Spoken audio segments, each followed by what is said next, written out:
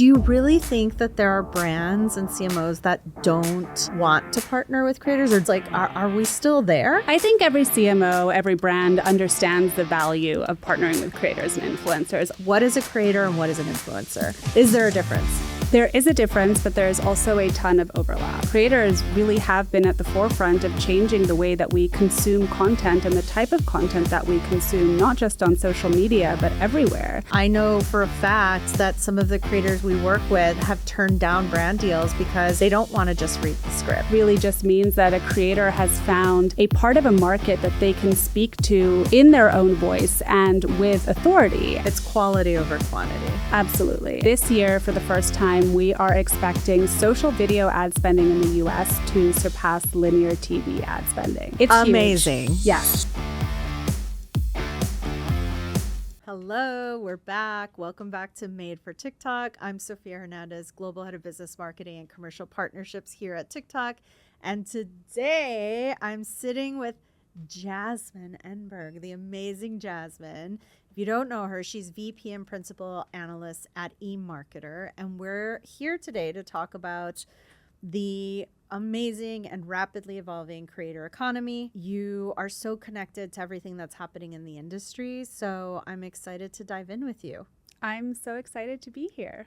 We actually, just before we started this podcast, we're talking about Cannes and how in 2024, Cannes opened up a track for creators to join this festival. What are your thoughts on that? Yeah, so I actually coined 2024 the year of legitimacy for the creator economy. And Cannes Lions opening up a dedicated creator track was one reason why I pointed to support that.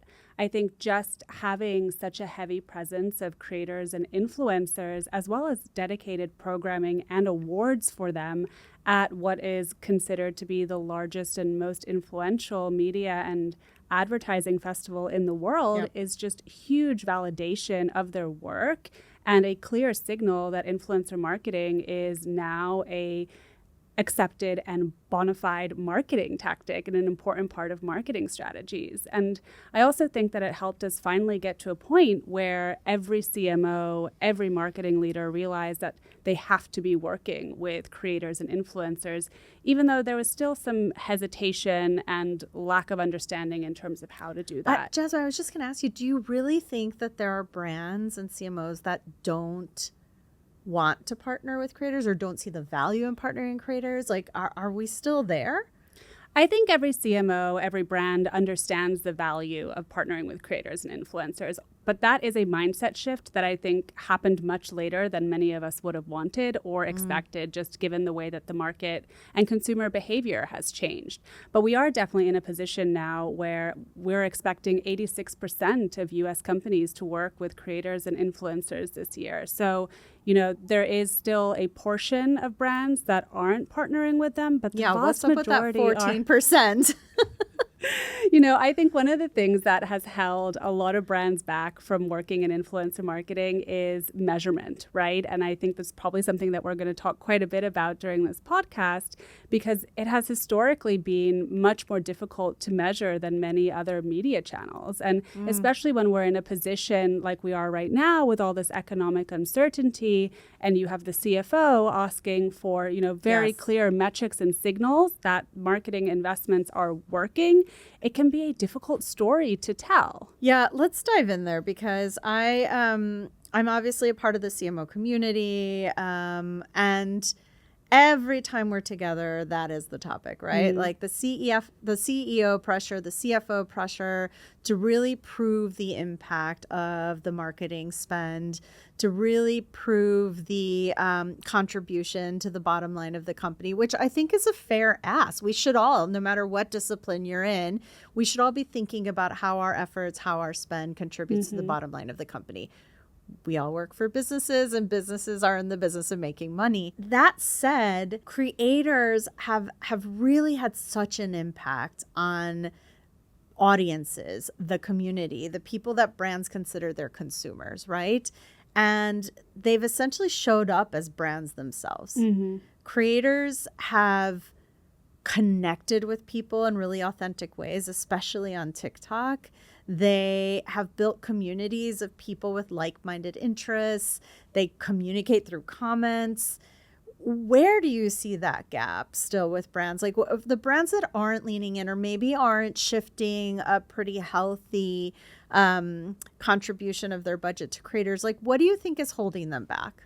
Well, beyond measurement, I think it's also fear, especially from large traditional brands. I mean, creators really have been at the forefront of changing the way that we consume content and the type of content that we consume, not just on social media, but everywhere. I mean, I have been writing about the TikTokification of social media really since the end of 2019. And what I mean by that is the rise of short form video. And at this point in time, every single social platform is now a short video platform. And 60% of the time that we're spending on social media is now dedicated to video. And that is a huge change from 2019, when about 30% of our time was spent watching video on social platforms.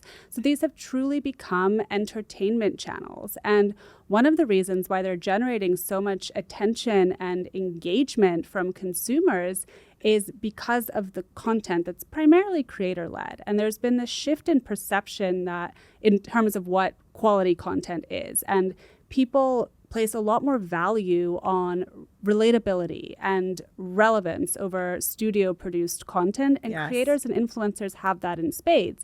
But this is a huge transformation within the industry. And I think it's still scary for a lot of marketers and brands. Yeah.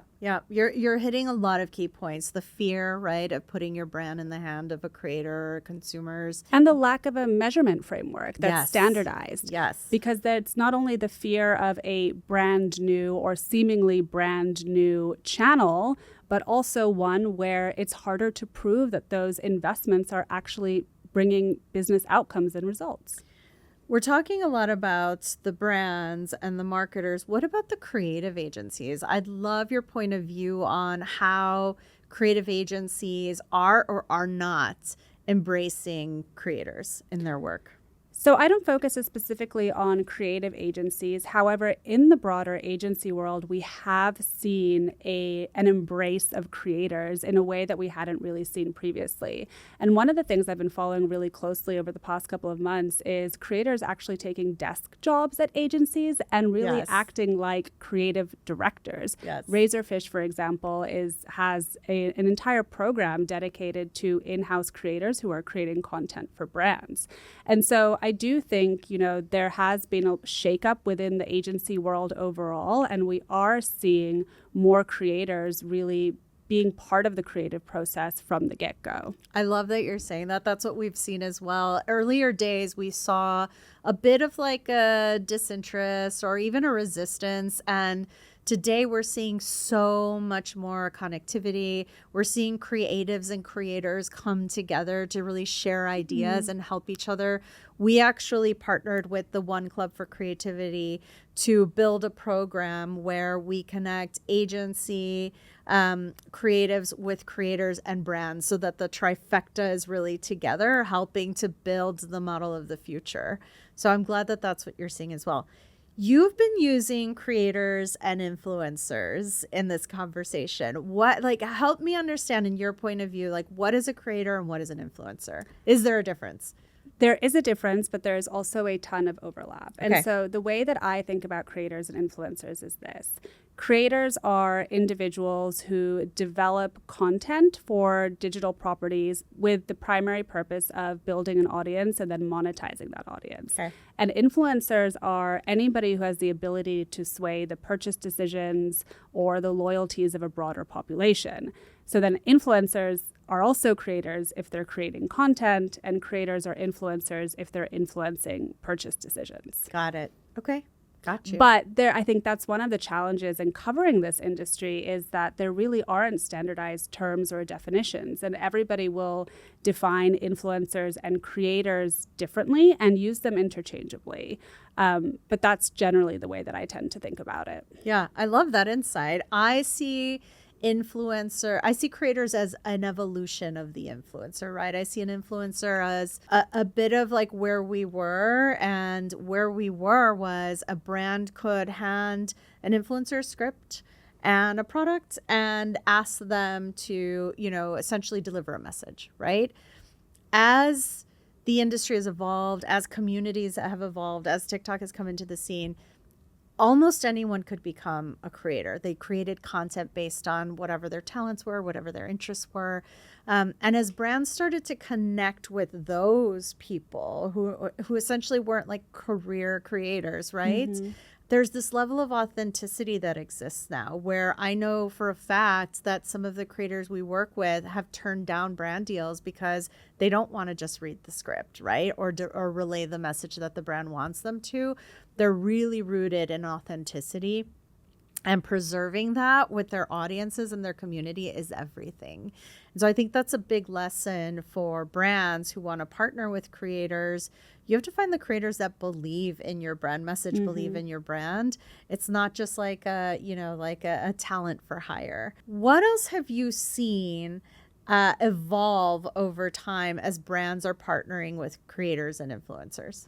Well, I think you actually just hit on a couple of really key things there. And one of the big challenges, I think, for a lot of marketers still is influencer and creator identification. I think as the creator talent pool has expanded, marketers now have the luxury of choice, but it's harder than ever to find the right creator to work with. It's also hard.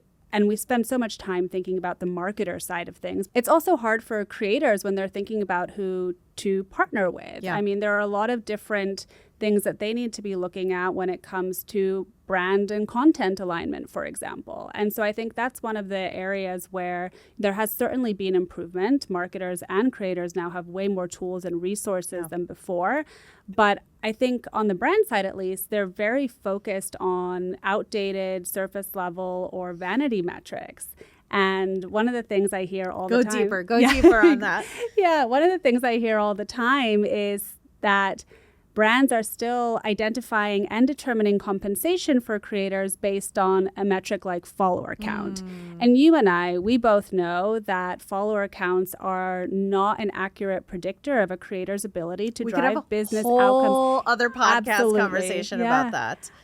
But we're still kind of in that mindset in many ways. And part of the problem, and this relates back to what we were talking earlier, is that there really isn't a standardized framework for how to measure influence and how to identify creators to work with. Yep. But there needs to be a move in a direction where marketers are taking a much more nuanced approach, not only to identifying new partners, but how they're compensating and then measuring the impact of those campaigns. Yeah. Well, let's dive into that a little bit. Sure. Why doesn't follower count matter today? Well, I wouldn't say that it doesn't entirely matter, but it doesn't accurately predict the ability of a creator to drive business outcomes. We are now in an era of algorithmic social media, meaning that content can be seen by anybody, not just people who follow a specific creator. And we're also entering into an era of more community-driven social media where loyal fans matter more than having a lot of fans. Yes. And so because of both of those things, follower counts really just aren't the best predictor of how a campaign is going to perform. Right. It's quality over quantity. Absolutely. Yeah. And I think the other thing, that marketers still struggle with is the word niche. And I think there's a misunderstanding that niche means small. And those two terms are not necessarily synonymous. A niche really just means that a creator has found a part of a market that they can speak to in their own voice and with authority. And any good creator, regardless of their size, should have a niche, especially, again, in this very competitive, very saturated social media environment where it's difficult to break through if you don't have a unique value proposition. Yeah. I agree 100%. The concept of niche for me is really about a community, right? And creators today really leaned into like what they genuinely are passionate about. Whether it's, we see all kinds of communities on TikTok, whether it's like a community that loves potatoes or a community that loves golf, right? And that is a new way, and it's not necessarily new, but it's an evolved way that brands should really be thinking about connecting with their audiences when they're choosing a creator, right? Because that creator, to your point, is having a very authentic conversation about something that they are essentially experts in. And that's really driving action. So talk to me about how you feel creators truly impact brands' businesses in a positive way. So we actually just ran a survey about this. And one of the most interesting takeaways from that survey for me was that people still need to see creator content multiple times before they can make a purchase from a brand that's being promoted or talked about there. Okay. And what that says to me is that the era of ad hoc one-off campaigns between creators and brands really needs to start to end, right? And we need longer term relationships if brands really want to drive real business outcomes from their creator partnerships. And we're certainly seeing a shift in that direction. And I think there will always be a place for shorter term campaigns, but to drive real results, brands really do need to be focusing on forming these longer term relationships. They create trust. They create a recognizable face for a brand. They also, on the brand and creator side, will make the creator more invested in the product and more invested in the campaign. And ultimately, that will drive better results for both of them. It is requiring a shift in how brands plan their media budgets, Absolutely. how they structure their teams, and how they really think about go-to-market, right? I've been talking a lot about how the things that we learned for those of us that studied marketing at university or spent time at the marketing giants like a Procter and Gamble, the ways that we learn the best practices of marketing are becoming quite outdated. Like we're moving into a new area with all of these new tools at our disposal, with creators being brands themselves and like really monetizing, and with the shift in how people want to connect with brands, right? Like that has really changed. And to your point, I think creators are a bridge to brands who want to almost accelerate their connectivity with the communities, and maybe aren't ready to do it with their internal structures, right? Like brands are experiencing an overhaul in how they in traditional ways of marketing. Yeah, absolutely. I mean, there are more channels and platforms than ever before that brands need to be on to reach consumers. And they're still very siloed within their marketing organizations for the most part. But consumers don't experience a brand in a silo, right? We are navigating seamlessly between all different channels, and we expect the same brand experience regardless of where they're showing up. And we have seen quite a few forward-thinking brands really start to think about that with their influencer marketing strategies. So those that are taking creator content from social media and incorporating that, for example, into their retail sites or email newsletters, I think is a fantastic example of starting to break down some of those silos and really think about influencer marketing more holistically, and also then providing that holistic brand experience to consumers, which is what they're expecting and wanting. Yep, that's a great point. So last year, TikTok launched an AI suite of products, creative products at Cannes. You were there with us when we launched. So much has changed in a year, right? Like there's so much available. I personally use AI products on a daily basis. I think I'm hearing that more. What are you hearing from brands, from agencies, from the industry overall? How are they leaning in or not? I actually just wrote a really big report on this and Tell us. and how marketers and creators are using AI. And I mean, the overarching finding from that is that yes, marketers and creators for the most part have adopted AI tools. There's still a lot of ambivalence over how it is impacting their work and business outcomes. And while there are a ton of tools and applications available to them, there are still a lot of gaps in terms of what they want and what they actually have. And so at the top of marketers' wish list when it comes to influencer marketing are things like AI applications that help with better predictive analytics or data analysis or more streamlined communications between creators and brands. I think, the content creation or the content strategy piece of it has not been solved, but there are so many options already out there, including general purpose AI tools like ChatGPT, which are, still some of the most used tools by both creators and marketers. I think having some of those more sophisticated applications that apply specifically to influencer marketing are the ones that are still needed in the market in order to unlock the full potential of AI for the creator economy. What would that look like? Like, what is it helping them do? Well, I think on the predictive analytics front, I think it's helping them understand how their campaigns might perform, right? And helping them make better business decisions and budgeting decisions. I think the streamlining communication between creators and brands, I'm not 100% sure what that would exactly look like, but I think it speaks to a huge challenge that still exists, which is that creators and brands largely don't speak the same language, and that can lead to a lot of misaligned expectations.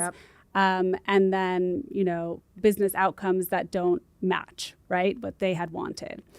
So just looking at sort of what it is that marketers are still looking for gives us a lot of insight into what is still a big challenge for them. I was in a conversation recently with a few brand and creative agency leaders, and they were expressing frustration about the conversation of AI as it relates to efficiency. Like, if I hear about leaning into AI to drive efficiency one more time, I think what's missing from the conversation, and, arguably over the last 12 months, we've intentionally not talked about the impact that AI is having on actual beautiful creative, right? So I'd love to know just like, what are you hearing in your conversations, in your research around the positives outside of efficiency, but like the positive impact AI is having on creative? Yeah, well, first of all, I hear the same thing that you do. I think everybody's tired of listening to somebody say that AI can save you time, improve efficiencies. Right. We all know that to be true. A lot of marketers now want more sophisticated applications for influencer marketing specifically. Many of them believe that AI has already helped them deliver better business outcomes. And while there are so many tools out there for things like content creation, content strategy, time savings, what they really want are things like better predictive analytics, better data analysis, and also more streamlined communications between brands and creators.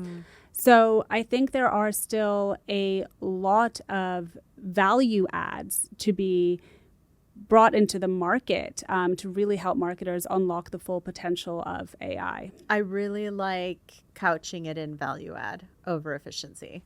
That's really good. Yeah. And I think, as one of the things that I was writing about in my AI and the creator economy report, it spoke specifically to solution providers because the market is so crowded with all these different AI companies offering all these different types of solutions.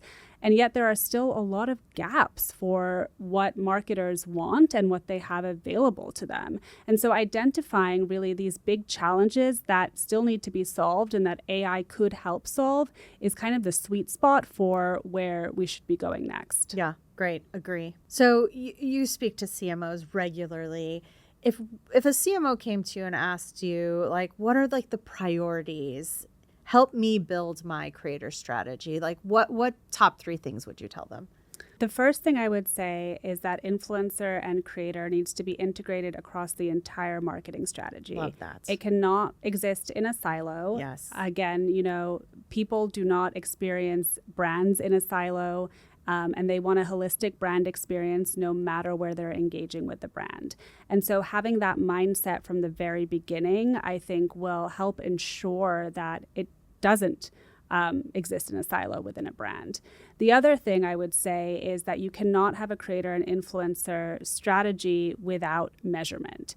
And so as you're thinking about how to launch campaigns, launch programs, first understanding what the goals of those campaigns and programs are, and then choosing creators and influencers to work with, and the metrics to measure the success of those campaigns up front is crucial to ensure that you are actually achieving the business outcomes that you're looking to achieve. Love that. So don't think about creators as a bucket on its own. It should be a thread throughout your integrated campaign and efforts, and make sure that you have defined the KPIs very clearly. Yeah, absolutely. I mean, one of the things that I love seeing is creator content integrated into brands' owned channels, whether that's their retail sites or email newsletters.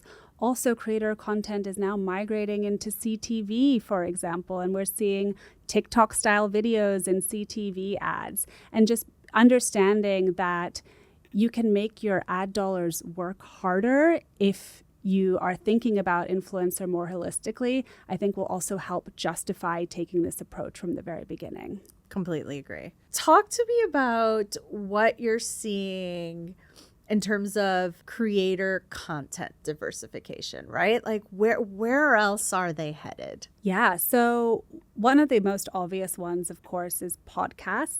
And so this year we are expecting US creators to generate about $1 billion from podcasts alone. Okay. It's still significantly smaller than social media, where we're expecting them to generate about $15 billion, but it's a fast growing channel for them. A lot of that money, though, is being directed toward the very top creators. It can be really difficult to make money off of a podcast as a creator, even though it feels like every single creator has a podcast now. But it definitely is an area of interest. There is a ton of interest, especially among brands who want to partner with these creators. I think one of the areas that I've been watching even more closely is the shift toward TV and CTV specifically. I think, that has been something that has been growing for quite some time. We've started to see creators in more TV ads and CTV ads. And now we're also seeing streaming services start to go after creators and their content, licensing some of it for their own content libraries, or even creating shows in collaboration with them. So I think that's one place where we'll start to see more creators and content in the future. And then in retail stores, I mean, there are so many more creator-founded products today than there were even just a few years ago. I think one shift we have seen, though, is a lot of these products are being launched in collaboration with brands or exclusively with a specific retailer. I'm thinking about, for example, Alex Cooper's Unwell drink that was sold exclusively at Target, or Alex Earl, who just rebranded Sip Margs, which I thought was really cool. And that's really exciting to me because it opens the doors for a lot of new opportunities for more creative collaboration between creators and brands. Amazing. Earlier, you shared a stat with me around the shift in spend from TV to social video. Can you share that with everyone? Yeah, absolutely. It is a huge milestone. So this year, for the first time, we are expecting social video ad spending in the US to surpass linear TV ad spending. It's amazing. Huge. Yes. It's enormous. And of course, that money isn't going to the creators, it's going to the platforms. And not all of those ads are being served against creator content or feature creators, but it is still an enormous moment for social and for creators. I mean, TV has long been the dominant medium. And now you have social video alone, surpassing it in terms of ad spend. Yeah, but the fact that the spend is shifting and kind of moving over to social, not just social, but social video, creates so much more opportunity for creators, right?